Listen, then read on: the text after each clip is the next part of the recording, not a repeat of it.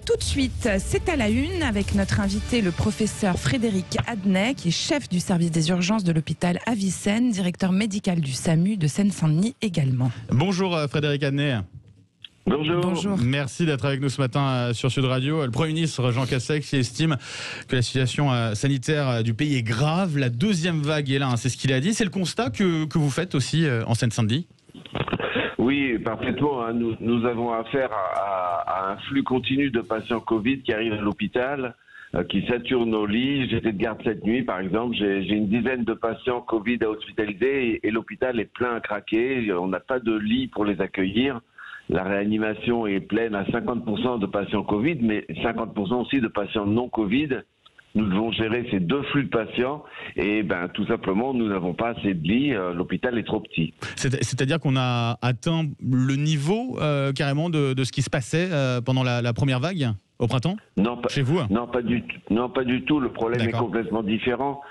Pour la première vague, nous n'avions que des patients Covid à gérer puisque le pays était confiné et les gens avaient peur d'aller à l'hôpital. Donc l'hôpital était 100% Covid. Là, on doit gérer tout le monde, c'est-à-dire les patients qui viennent pour d'autres pathologies, plus les patients Covid. Et évidemment, nous n'avons pas assez de lits, nous n'avons pas assez de place. Du côté du gouvernement, on nous a dit tout a été prévu justement pour éviter que sur la deuxième vague, la seconde vague, on manque de lits. Sauf que là, c'est ce que vous nous dites, vous n'en avez pas assez. Pourquoi ? Il n'y a pas eu de création de lits supplémentaires du côté d'Avicenne ? Non, on n'a pas eu de création de nouveaux lits. Le problème, c'est que pour créer de nouveaux services et de nouveaux lits, il faut du temps.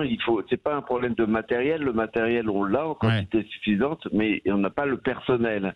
C'est pour former des soignants, former des médecins. Ça prend pas quelques semaines, ça prend des mois, voire des années. Et effectivement, cette réflexion sur le capacitaire de l'hôpital n'a pas été réellement anticipée.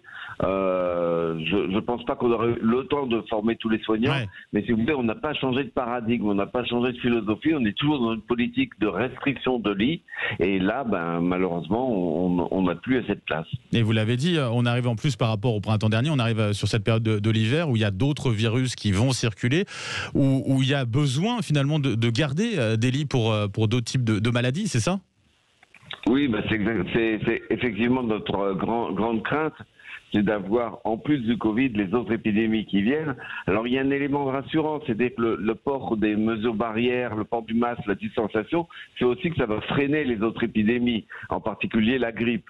Mais effectivement, on a choisi de ne pas déprogrammer massivement pour pouvoir accueillir tous les patients. Malheureusement, la pression des patients Covid est telle qu'il va falloir se résoudre, malheureusement, à commencer à déprogrammer les autres patients. Mais les autres pathologies vont se rajouter. J'ai pas trop peur des infections parce qu'encore une fois, les mesures barrières font que probablement que l'épidémie de grippe va pas être aussi intense que d'habitude. Il y a moins de risques. Par rapport à cette situation de saturation du côté des lits, ça veut dire qu'il y a un moment, au-delà des opérations hautes qu'on va annuler, il y a un moment où on va avoir besoin de diriger des malades vers d'autres hôpitaux ? C'est ce qu'on avait fait lors de la première vague.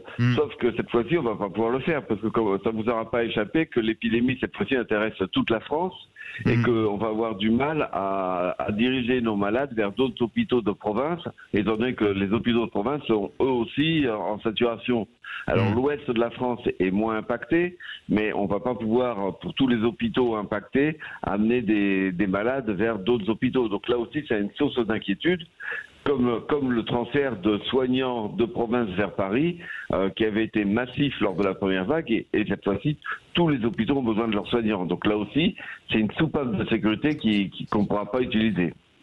Et l'actu, c'est forcément le couvre-feu. Alors il est en place en Seine-Saint-Denis depuis une semaine maintenant. C'est trop tôt pour savoir s'il y a eu des résultats, des conséquences positives, en tout cas si ça a marché. On pourra le dire que dans 15 jours, malheureusement. On connaît bien cette cinétique. Quand il y a eu le confinement total, on a eu les effets, on va dire 15 jours, 3 semaines après le confinement total. Donc là, pour le couvre-feu, il faut encore attendre, on va dire, une petite quinzaine pour voir si vraiment ça infléchit la courbe des admissions. En tout cas, vous y croyez ?